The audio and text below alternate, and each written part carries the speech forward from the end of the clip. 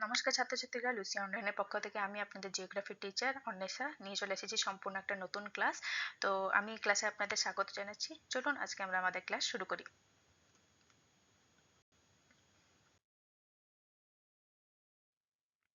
আমাদের তাহলে আজকে ক্লাসের দেখার বিষয়টা কি, সেটা হচ্ছে পৃথিবীর অন্দরমহল। তো পৃথিবীর অন্দরমহলের বিষয় এটা হচ্ছে কি না, ক্লাস 8-এর হচ্ছে ফার্স্ট চ্যাপ্টার। এই বিষয়ে আমরা হচ্ছে আগে একটা ভিডিও করেছি, যেখানে হচ্ছে কি না আমি শর্টে আপনাদের হচ্ছে সমস্ত জিনিসগুলো বুঝিয়ে দেওয়ার চেষ্টা করেছিলাম। আর এই ভিডিওটা আমরা কি করব, এই ভিডিওটায় আমরা হচ্ছে কি ডিটেলে প্রত্যেকটা বিভাগকে আলাদা আলাদাভাবে জানবো এবং পড়বো। তো চলুন শুরু করা যাক। তো কি না আমরা হচ্ছে দেখতে চলছি পৃথিবীর অন্দরমহল। এই পৃথিবীর অন্দরমহলের মধ্যে আজকে আমরা ভূত্বকের বিষয় দেখবো। তো এই ভূত্বকের বিষয়টা কি, আগে হচ্ছে পৃথিবীর অন্দরমহল জিনিসটা কি সেটা আরেকবার রিপিট করে দিচ্ছি। আমরা পৃথিবীর মাটির উপর দাঁড়িয়েছি, এই মাটির উপরে কি কি আছে সেগুলো আমাদের চোখের সামনে আছে, তাই আমরা সেগুলো বিষয়ে অল্প হলেও মানে কি বলবো একটু নলেজ রাখি। কিন্তু আমাদের পায়ের নিচে যে মাটি, মাটির ভেতরে কি আছে সেই সমস্ত জিনিসের বিষয়ে কিন্তু আমাদের নলেজ রাখার জন্যই কিন্তু কি পৃথিবীর অন্দরমহলের বিষয়টা পড়তে হবে। পৃথিবীর অন্দরমহলে মূলত আমি হচ্ছে এই অন্দরমহলের 3টে পার্ট দেখিয়েছিলাম। 3টে পার্ট কি কি ছিল না, একটা হচ্ছে ভূত্বক, তারপরে আছে গুরুমণ্ডল, তারপরে আছে কেন্দ্রমণ্ডল। এই 3টে পার্ট নিয়ে কি আছে না আমাদের পৃথিবীর অন্দরমহল রয়েছে। তো আজকে আমরা হচ্ছে ভূত্বক থেকে শুরু করব। তো এই ভূত্বক এটা কি না পৃথিবীর হচ্ছে সব থেকে বাইরের স্তর। যেমন কি এখানে আপনারা দেখতে পাচ্ছেন এই অংশটা, এটা হচ্ছে পৃথিবীর সব থেকে বাইরের স্তর। তারই সাথে এটা কি না খুবই পাতলা এবং কঠিন। ঠিক আছে, কারণ আমাদের পায়ের নিচে মাটি কি না কঠিন আমরা দেখতেই পাচ্ছি। সুতরাং এই স্তরের বিষয়ে বোঝাটা খুব একটা কষ্টকর নয়। এই স্তরটা হচ্ছে কি না পৃথিবীর সব থেকে বাইরের স্তর, বোঝা সহজ। এটা কঠিন কারণ আমাদের পায়ের নিচে মাটি আমরা দেখতেই পাচ্ছি, এবং সব থেকে জিনিস যেটা মনে করা উচিত, মনে রাখা উচিত আপনাদের, কি এটা পাতলা। তো এই যে স্তরটা, এই স্তরটার হচ্ছে মানে মূলত যে এটা গভীরতাটা সেটা কত, 30 কিলোমিটার। ঠিক আছে, এই যে এখানে লেখাই আছে 30 কিলোমিটার পর্যন্ত এই স্তরটার গড় গভীরতা। ঠিক আছে, তো এই স্তরটাকে দুটো ভাগে ভাগ করা যায়। ঠিক আছে, দুটো স্তর কি কি, মহাদেশীয় ভূত্বক আর মহাসাগরীয় ভূত্বক। নামগুলো শুনেই নিশ্চয়ই বোঝা যাচ্ছে কি কোনটা মহাদেশীয় ভূত্বক হবে আর কোনটা মহাসাগরীয় ভূত্বক হবে। মহাদেশীয় এবং মহাসাগরীয় এই দুটো ভূত্বক কি না, যেটা আমাদের মূলত যে ভূখণ্ডের অংশটা যার উপরে রয়েছে এটা হচ্ছে মহাদেশীয়। ঠিক আছে, আর এই যে সমুদ্র মানে এই ধরনের মহাসাগর, সমুদ্রের নিচে যে হচ্ছে ভূ অংশ মানে ভূত্বকের অংশটা রয়েছে সেটা কি না মহাসাগরীয়। এবার মহাদেশীয় এবং মহাসাগরীয় ভূত্বক এই দুটোর কিন্তু আরো একটা নাম রয়েছে। সেই নাম কি না সিয়াল আর সীমা। তো এই সিয়াল এবং সীমাটা কি সেই বিষয়ে একবার দেখবো।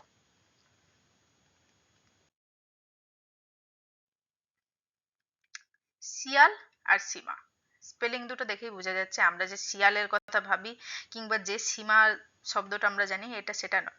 শিয়াল আর সীমা মূলত যে ইংলিশ গুলো দেখছেন, ইংলিশ গুলোর উপর একটু ফোকাস করবেন। এই ইংলিশ গুলোটা যদি মানে একটু ভালোভাবে যদি আপনারা মনে রাখতে পারেন, তাহলে কিন্তু আমরা বুঝতে পারবেন কি শিয়াল আর সীমাটা কি। তো এই যে পৃথিবীর ভূপৃষ্ঠ ভূত্বক, এই ভূত্বকের কি না দুটো অংশ, এই যে কন্টিনেন্টাল ক্রাস্ট লেখা আছে এই অংশটা, এটা মানে কি এটা হচ্ছে মহাদেশীয় ভূত্বক, যেটা হচ্ছে কিনা শিয়াল।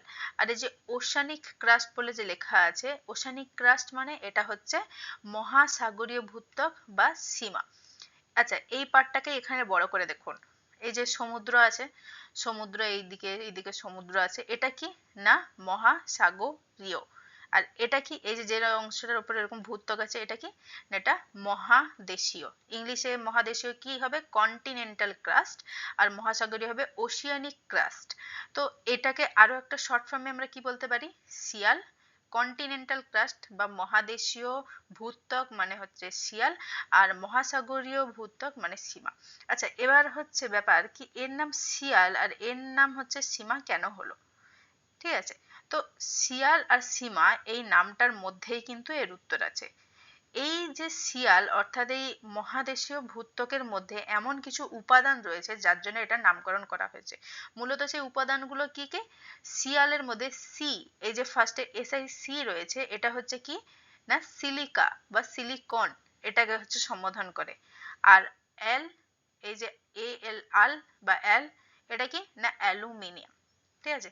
তো মূলত বলতে গেলে এই যে মহাদেশীয় ভূত্বকের যে অংশটা, এখানের মূল দুটো উপাদান কি, সিলিকন আর অ্যালুমিনিয়াম। মানে এরকম আরো কিছু উপাদান রয়েছে, কিন্তু এই দুটোই মূলত রিপ্রেজেন্টেটিভ, মানে এই দুটোই মূলত হচ্ছে কি না প্রধান। এই জন্য এটার নাম কি হয়েছে না সিয়াল, ঠিক আছে। আর সীমা, সেম এসআইটা একই আছে, মানে এটা কি হবে সিলিকন। আর এখানে কি আছে মাটা কি না ম্যাগনেসিয়াম, ঠিক আছে। এই জন্য এটার নাম কি হয়েছে সীমা, ঠিক আছে। কিন্তু এবার দেখুন, অ্যালুমিনিয়াম হালকা, সিলিকন হালকা, এই জন্য মহাদেশীয় ভূত্বক কি না হালকা। অন্যদিকে ম্যাগনেসিয়াম আর সিলিকন এই দুটো মিলে কি হচ্ছে ভারী। সিলিকন কিন্তু হালকা, ঠিক আছে, কিন্তু ম্যাগনেসিয়াম ভারী। এই জন্য এই অংশটা কি না ভারী। এই জন্য মূলত নিচের দিকে যে অংশটা রয়েছে, মানে ভূত্বকে যদি এরকম দুটো ভাগ না করে, যদি এটাকে এরকম মানে চৌকো একটা পার্ট হিসেবে সেটাকে দুভাগ করা হয়, তাহলে উপরের ভাগটা কিন্তু সর্বদা মহাদেশীয় হবে, কারণ এটা হালকা, মনে রাখার জন্য আপনারা মনে রাখবেন। আর নিচেটা কি হবে না মহাসাগরীয়। তো এই দুটোর মধ্যে এরকমই হচ্ছে মানে ডিফারেন্স। কিন্তু এবার কি একটা জিনিস মনে রাখবেন, কি এই যে মহাদেশীয় যে ভূত্বকের অংশটা, এটার ডেপথ কতটা হতে পারে। এটার ডেপথ কিন্তু 15 কিলোমিটার পর্যন্ত, কিংবা কিছু কিছু ক্ষেত্রে 30 কিলোমিটার পর্যন্ত হতে পারে। আর অন্যদিকে এই যে মহাসাগরীয়, মহাসাগরীয় কিন্তু শুরুই হয় 15 কিলোমিটার দিয়ে।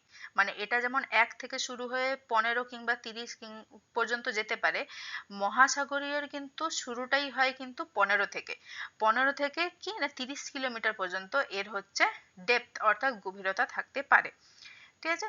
তো এই হলো মহাদেশীয় মহাসাগরীয় দুটোর মধ্যে ভাগ আমরা বুঝতে পারলাম। মহাদেশীয় দিয়ে মহাদেশের অংশটা যে ভূত্বকে সেটা হচ্ছে মহাদেশীয়, আর মহাসাগরের নিচে ভূত্বকের যে অংশ আছে সেটা হচ্ছে মহাসাগরীয়।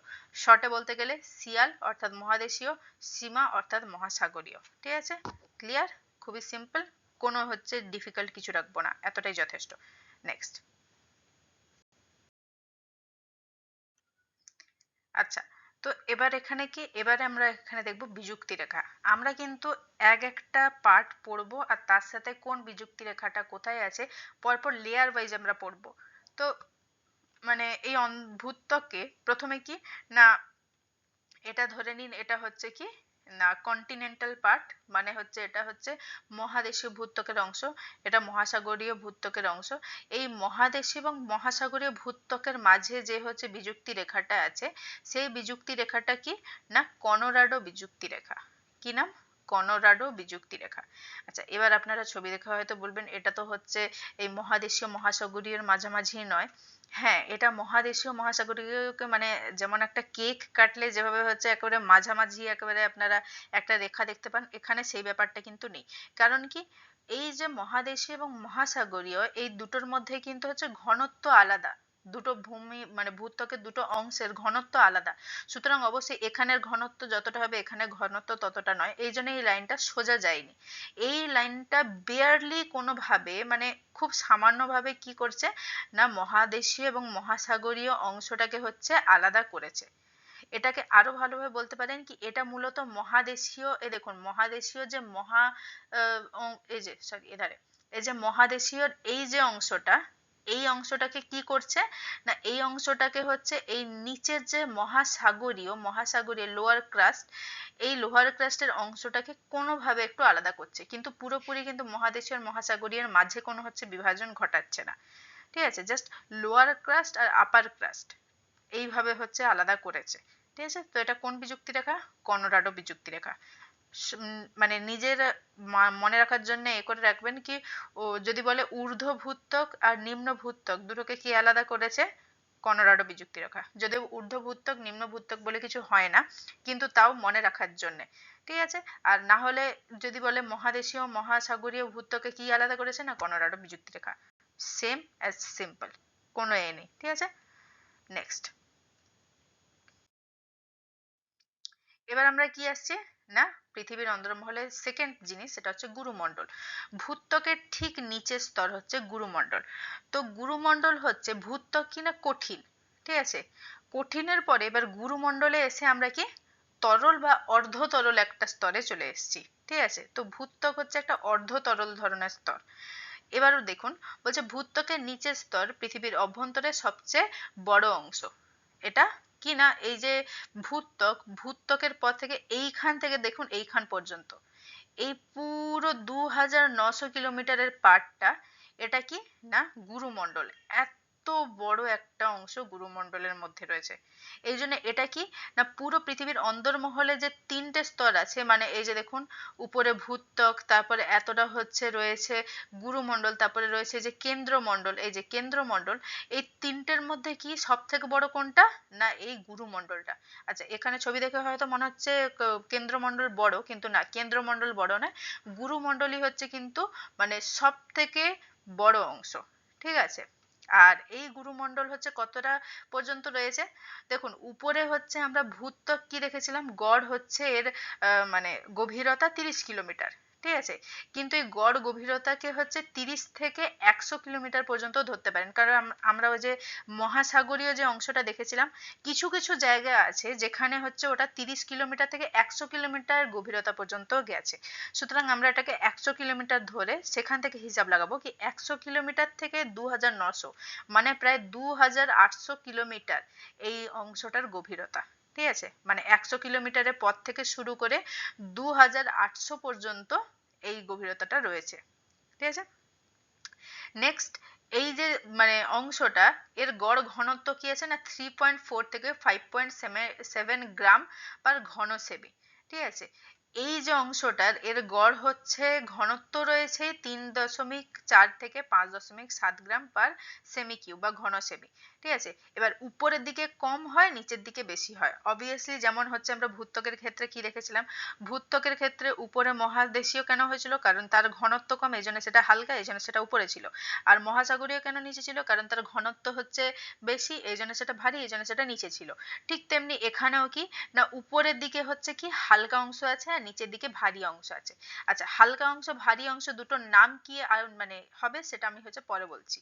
ঠিক আছে, তো এই যে পুরো গুরুমণ্ডল এখানে মূলত কি কি ধরনের উপাদান রয়েছে, সিলিকা বা সিলিকন, সেই সিয়াল সীমা তাতে যে SiC দেখেছিলাম সেটাই হচ্ছে এখানেও কিন্তু আছে সিলিকন। তারপরে কি আছে ম্যাগনেসিয়াম, ম্যাগনেসিয়াম কি সীমার মানে সিলিকন ম্যাগনেসিয়াম যে দুটো ছিল সেই ম্যাগনেসিয়ামের ম্যাগনেসিয়াম আছে। আর কি আছে লোহা Fe। ঠিক আছে, আর কি আছে সিলিকেট শিলা দিয়ে এটা গঠিত, এই অংশটা হচ্ছে সিলিকেট শিলা দিয়ে গঠিত।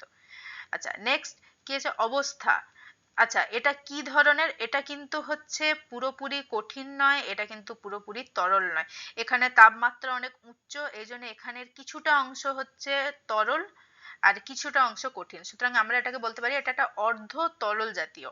এ যেমন বলছে অধিকাংশ অংশ কঠিন কিন্তু উচ্চ তাপমাত্রা সেটা আচ্ছা তাপমাত্রা কত আছে 2000 ডিগ্রি সেলসিয়াস থেকে 3000 ডিগ্রি সেলসিয়াস প্রায়, এটা কিন্তু এক্সাক্ট নয় প্রায়। ঠিক আছে, এবং চাপের কারণে আংশিকভাবে নরম এবং প্লাস্টিকের মতো আস্তে আস্তে প্রবাহিত হয়, এই আস্তে আস্তে প্রবাহিত হয় এই জায়গাটা কি না অ্যাস্থনোস্ফিয়ার, পরে আসছি তারপর। তো এই অংশটা কি পুরোপুরি হচ্ছে কঠিন নয় পুরোপুরি তরল নয়, অর্ধ তরল একটা অংশ।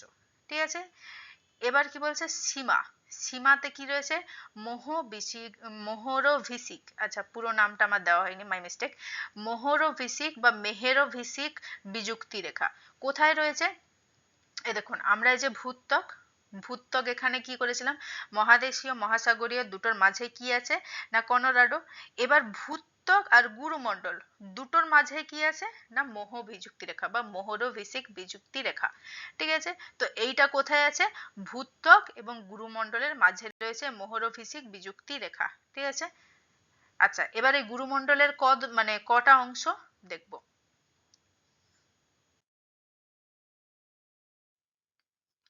গুরুমণ্ডলে মূলত দুটো অংশ ক্রোফেসিমা আর নিফেসিমা। ঠিক আছে, ক্রোফেসিমা নিফেসিমা কিরকম, যেমন আমরা হচ্ছে এতে দেখলাম যেমন হচ্ছে আমরা ওই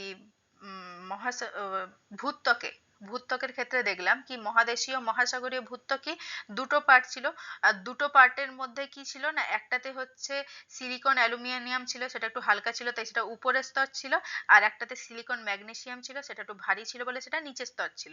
তো এই ক্ষেত্রেও সেম, এখানে হচ্ছে দুটো পার্ট, একটা হচ্ছে ক্রোফেসিমা, একটা হচ্ছে নিফেসিমা।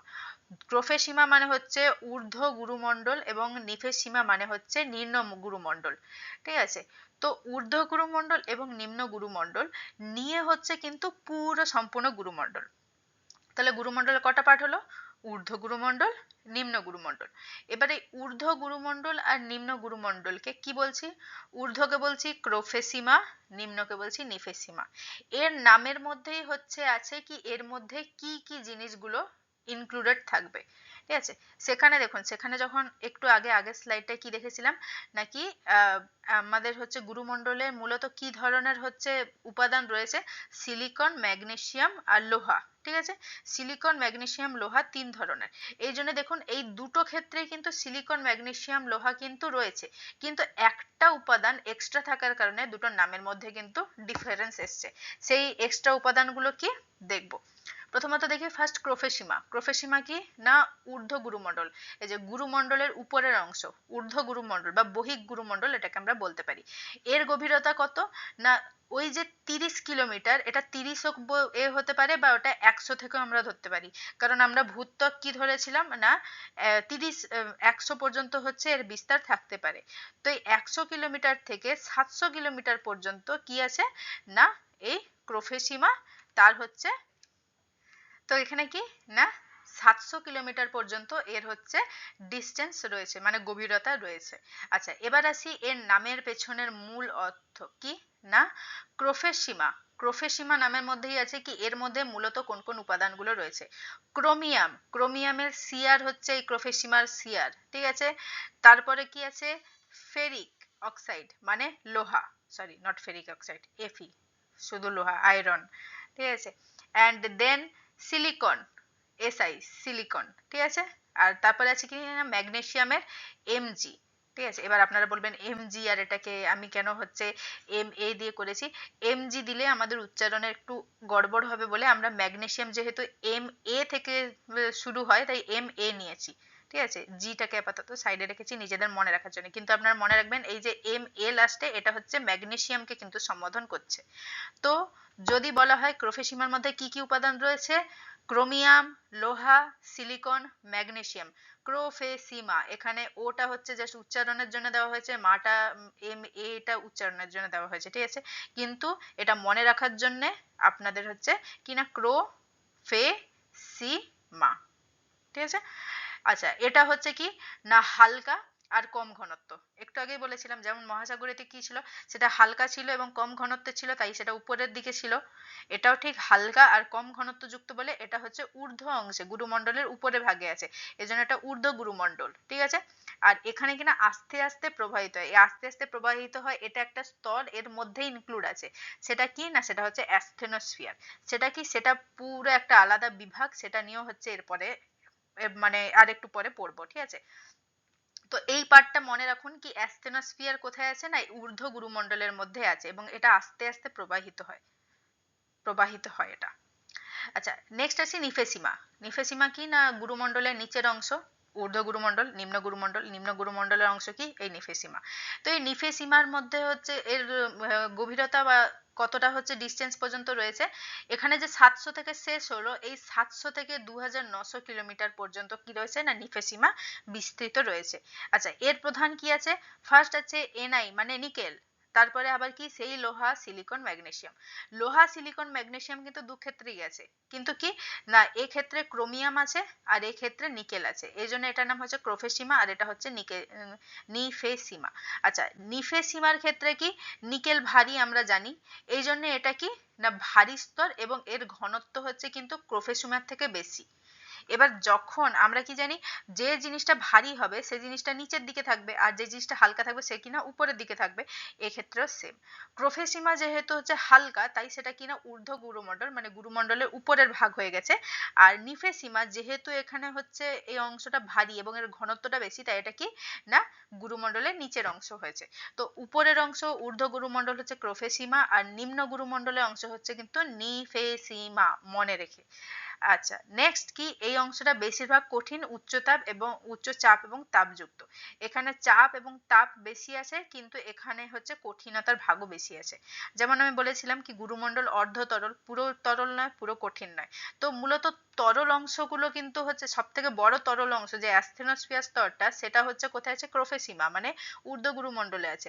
আর নিম্ন গুরুমণ্ডলে কি আছে না, বেশিরভাগ অংশগুলোই কিন্তু কঠিন, কিন্তু যেহেতু উচ্চ চাপ আর তাপ রয়েছে তাই কিন্তু অনেকটা অংশ গলিতও আছে, কিন্তু বেশিরভাগটা কঠিন।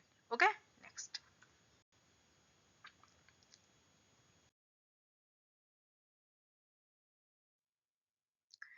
আচ্ছা, এবার আসি অ্যাস্থেনোস্ফিয়ার স্তর। যেমন সেখানে বললাম কি অ্যাস্থেনোস্ফিয়ার স্তরটাই হচ্ছে পুরোপুরি একটা সেপারেট অংশ, যেটা নিয়ে ভালোভাবে বুঝতে হবে। তো অ্যাস্থেনোস্ফিয়ার স্তর কোথায় আছে, একটু আগে হচ্ছে বললাম, সেটা আছে ঊর্ধ্ব গুরুমণ্ডলে। ঠিক আছে, অ্যাস্থেনোস্ফিয়ার হলো পৃথিবীর অভ্যন্তরের একটা গুরুত্বপূর্ণ অংশ যা শিলামণ্ডলের নিচে, ঠিক নিচে অবস্থিত। শিলামণ্ডল মানে লিথোস্ফিয়ার, মানে যেটাকে আমরা বলতে পারি ভূত্বক। ঠিক আছে, আচ্ছা, এটার একটা পার্টে বলে দিই। ভূত্বক কিন্তু আমরা হচ্ছে, যেটা আমার মনে হয় আমি আপনাদের হয়তো একটু কনফিউজ করে ফেলেছি, ভূত্বক যেটা আমরা কি বারবার বলছি কি 30, গড় গভীরতা 30, কিন্তু তারপরেও হচ্ছে মানে মহাসাগরীয় ভূত্বকের কিছুটা অংশ, শিলাজাত কিছু অংশ রয়ে গেছে, যেটার জন্য আমরা কি ওটাকে 100 কিলোমিটার পর্যন্ত ধরছি। তো সেই 100 কিলোমিটার পর্যন্ত এই যে লিথোস্ফিয়ার বা ভূত্বকের স্তর, এটাকে কিন্তু এখানে হচ্ছে মেনশন করা হয়েছে। তো এই শিলামণ্ডলের ঠিক নিচে কি আছে না, অ্যাসথেনোস্ফিয়ার। এটা কি, এটি উপরের গুরুমণ্ডলের একটি অংশ, উপরে না আসলে এটা ঊর্ধ্ব, হতো মাই মিস্টেক, ঊর্ধ্ব গুরুমণ্ডলের একটি অংশ। এ দেখুন, এখানে হচ্ছে কি হয়েছে, এখানে হচ্ছে এটা লিথোস্ফিয়ার মানে ভূত্বকের এই অংশটা, তারপরে এখানে এসে গেল এই যে মোহবিযুক্তি রেখা, মোহবিযুক্তি রেখার পর এখানে কি আসছে, এই যে শুরু হলো, এটা হচ্ছে কি গুরুমণ্ডল, গুরুমণ্ডলের এই অংশটা কি না, অ্যাসথেনোস্ফিয়ার। ঠিক আছে, এ দেখুন এখানে হচ্ছে যে দেখানো হয়েছে, এই যে হচ্ছে অ্যাসথেনোস্ফিয়ারের পার্ট, এই যে মানে কমলা রঙেরটা। ঠিক আছে, এই উপরে একেবারে ফ্যাকাশে ছাই রঙের অংশটা লিথোস্ফিয়ার বা গুরুমণ্ডল, তারপরে মানে ডিপ যে কমলাটা আছে ওটা হচ্ছে গুরুমণ্ডলে, সরি, উপরের ছাই অংশটা হচ্ছে লিথোস্ফিয়ার বা ভূত্বক। তারপরে যে ডিপ কমলা রঙের অংশ শুরু হয়েছে, এটা হচ্ছে কি না, আমাদের গুরুমণ্ডলের উপরের গুরুমণ্ডলের অংশ, তারপরে যে হালকা কমলা অংশটা শুরু হয়েছে, এটাই হচ্ছে অ্যাসথেনোস্ফিয়ার স্তর। ঠিক আছে, তো অ্যাসথেনোস্ফিয়ার স্তর কোথায় আছে, ঊর্ধ্ব গুরুমণ্ডলে। নেক্সট। আচ্ছা, তো কি না আমরা পৃথিবীর অন্দরমহলে এবার কি দেখছি না, অ্যাস্থেনোস্ফিয়ার স্তর। তো অ্যাস্থেনোস্ফিয়ার স্তরটা কি, আমি যেমন বললাম একদম পুরো সেপারেট একটা পার্ট, এটা নিয়ে পড়তে হবে। তো আমরা একটু আগে যেটা হচ্ছে দেখছিলাম কি, আহ, কি না, ভূত্বক, ভূত্বক শেষ হচ্ছে, তারপরে গুরুমণ্ডল চালু হচ্ছে, গুরুমণ্ডলের ঠিক একটুখানি নিচ থেকে কি চালু হয়ে যাচ্ছে না, অ্যাস্থেনোস্ফিয়ার স্তর। তো এটা মূলত কোথায় আছে, অ্যাস্থেনোস্ফিয়ার স্তরটা কোথায় আছে, ঊর্ধ্ব গুরুমণ্ডলে না নিচে, নিম্ন গুরুমণ্ডলে, ঊর্ধ্ব গুরুমণ্ডলে। ঠিক আছে, তো এবার আমরা এর কিছু বৈশিষ্ট্য দেখব। গভীরতা, পৃথিবী পৃষ্ঠ থেকে প্রায় 80 থেকে 200 কিলোমিটার গভীরতায় শুরু হয়। শুরুটা কত, প্রায় 80 থেকে 200। সব জায়গায় কিন্তু সমান নয়। ঠিক আছে, মূলত একটা জিনিস বারবার বলে দিচ্ছি, আমাদের পৃথিবী কোনো কেকের লেয়ারের মতো নয় কি একেবারে সুন্দর করে সমতলে লেয়ারিং করা হয়েছে, উঁচু নিচু উঁচু নিচু আছে। এই জন্য কি প্রায় 80 থেকে 200 কিলোমিটার শুরু হয়েছে, আর শেষ কোথায় হয়েছে, 700 কিলোমিটারে গিয়ে।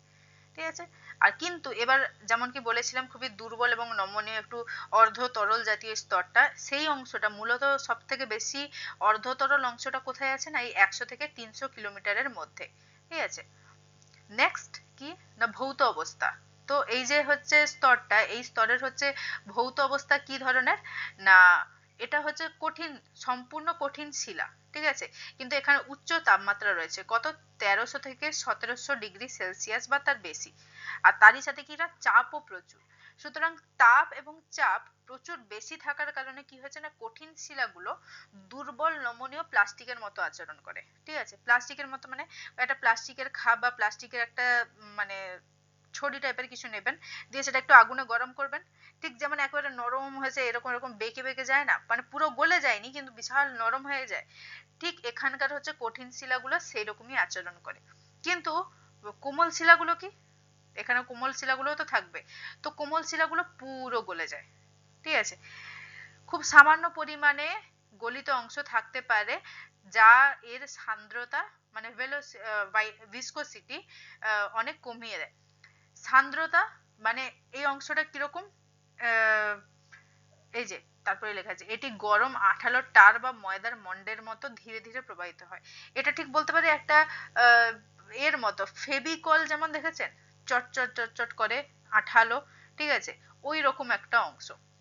তো এখানে কি না প্রচুর চাপ এবং প্রচুর তাপের কারণে কি হয়েছে না কঠিন শিলা মানে একেবারে নরম হয়ে গেছে আর কোমল শিলা গলেই গেছে। তো এই গলিত পদার্থ থাকার কারণে এটা কি না হচ্ছে যেমন বলেছিলাম না একটা নদী খুব স্লো প্রবাহিত হচ্ছে, এটা ঠিক সেরকম, ঠিক আছে, খুব স্লো পরিমাণে নদীটা হচ্ছে বয়ে চলেছে। তো এই স্লো পরিমাণে বয়ে চলা নদী সেটা হচ্ছে মানে কি এ হচ্ছে মানে সেটা হচ্ছে যে কি বলছি, সরি আমার চার্জটা না থাকার কারণে হঠাৎ করে স্লাইড গুলো একটু সরে গেল, এই জন্য আমি হয়ে গেছি। তো কি না এখানে হচ্ছে খুবই ধীরে ধীরে অর্ধতরল, আর এর উপরেই কি আছে না আমাদের পাত আছে, এজন্য এটা খুবই ধীরে ধীরে মানে একটা দুর্বল খুবই স্লো চলা একটা নদীর মতো প্রবাহিত হচ্ছে। তাই উপরেও কি হচ্ছে আমাদের পাতগুলো খুব ধীরে ধীরে চলে। আচ্ছা এত স্লো প্রবাহিত হয় কি বছরে 2 থেকে 3 সেন্টিমিটার, মানে ভেবে দেখুন কি সেটা কতটা স্লো প্রবাহিত হচ্ছে, কিন্তু এই অংশটা খুবই ধীরে ধীরে প্রবাহিত হয়, ঠিক আছে। আচ্ছা সিসমিক বৈশিষ্ট্য, সিসমিক মানে ভূকম্পীয়, এই বৈশিষ্ট্য কি আছে না এই স্তরটিকে লো ভেলোসিটি জোন বা এখানে বার অংশটা ঢেকে গেছে, এই অংশটিকে লো ভেলোসিটি জোন বলা হয়, ঠিক আছে। আচ্ছা লো ভেলোসিটি জোন বা এলভিজেড। তো লো ভেলোসিটি জোন কেন না এখানে হচ্ছে সিসমিক যে তরঙ্গ মানে ভূকম্পীয় যে তরঙ্গ এর গতি কিন্তু খুব কমে যায়।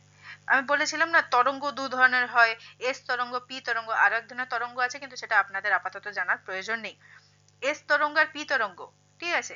তো এস তরঙ্গ মানে সেকেন্ডারি তরঙ্গ আর পি তরঙ্গ মানে প্রাইমারি তরঙ্গ, এই দুই ধরনের তরঙ্গই কিন্তু এখানে এসে তাদের যে গতি যে স্পিডে তারা যাচ্ছিল সেই স্পিডটা প্রচুর কমে যায়, ঠিক আছে। এই স্তরের এই একটা বৈশিষ্ট্য আছে, বৈশিষ্ট্যগুলো মনে রাখবেন, ঠিক আছে। নেক্সট,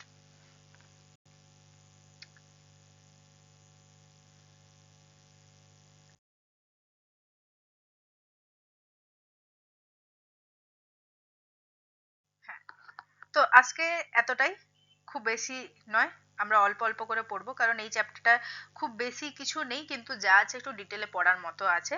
তো এটাই হচ্ছে মনে রাখবেন কি ভূত্বকের যে লেয়ারিং গুলো আছে লেয়ারিং গুলো খুবই ইম্পর্টেন্ট। রিপিট করে দিচ্ছি, ভূত্বক, গুরুমণ্ডল, কেন্দ্রমণ্ডল, ভূত্বকের দুটো অংশ, মহাসাগরীয় মহাদেশীয় ভূত্বক এবং মহাসাগরীয় ভূত্বক বা সিয়াল বা সীমা, উপরে থাকবে মহাদেশীয় নিচে থাকবে মহাসাগরীয়, দুটোর মাঝে হচ্ছে কি রয়েছে কর্ণাটক বিযুক্তি রেখা। দেন তারপরে আবার কি আসছে না গুরুমণ্ডল, ঠিক আছে।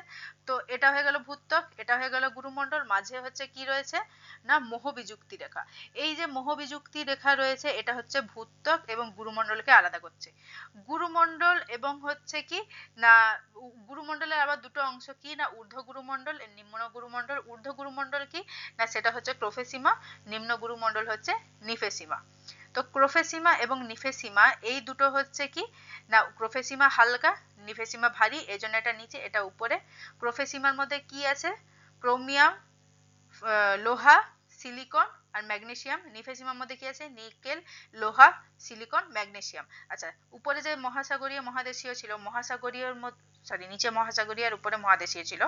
তো মহাদেশীয় কি না সিয়াল, সিয়াল মানে সিলিকন অ্যালুমিনিয়াম, আর সীমা মানে কি সিলিকন ম্যাগনেসিয়াম, ঠিক আছে। আচ্ছা কোন স্তরে হচ্ছে অ্যাস্তনোস্ফিয়ার রয়েছে এই যে সরি এই যে হচ্ছে ঊর্ধ্ব গুরুমণ্ডলে। ঊর্ধ্ব গুরুমণ্ডলের মধ্যে কিন্তু অ্যাস্তনোস্ফিয়ার আছে। অ্যাস্তনোস্ফিয়ারের হচ্ছে ডিস্টেন্স কতটা 70 কিলোমিটার থেকে শুরু হয়ে 80 কিলোমিটার বা 200 কিলোমিটার থেকে শুরু হয়ে প্রায় 700 কিলোমিটার পর্যন্ত। ইনফরমেশন গুলো ছোট ছোট ছোট করে নোট করে রাখবেন। এছাড়াও আপনাদের বইয়েতেও হচ্ছে জিনিসগুলোকে খুবই ভালোভাবে ডিটেলে বোঝানো আছে, সেই বইগুলোকে একটু রিভাইজ করবেন তাহলেই হচ্ছে আপনারা বুঝতে পারবেন। তো আশা করছি এই ক্লাসে হচ্ছে শুরু থেকে শেষ পর্যন্ত আপনারা ছিলেন এবং আপনাদের হচ্ছে আমি জিনিসগুলো বোঝাতে পেরেছি। এইভাবেই হচ্ছে কিন্তু মনোযোগ দিয়ে ক্লাস করবেন তাহলে হচ্ছে পরীক্ষায় হচ্ছে কিন্তু আটকানো খুব একটা নয়। ঠিক আছে, সহজভাবেই উতরানো যায়, শুধু একটু মনোযোগ দিয়ে পড়তে হয়, খুব বেশি পড়ার দরকার নেই কিন্তু একদম না পড়াও হচ্ছে সঠিক নয়। সুতরাং পড়তে থাকুন এবং মনোযোগের সাথে হচ্ছে জিনিসগুলোকে একটু নোট করে রাখুন। ঠিক আছে, থ্যাংক ইউ, টাটা, বাই বাই।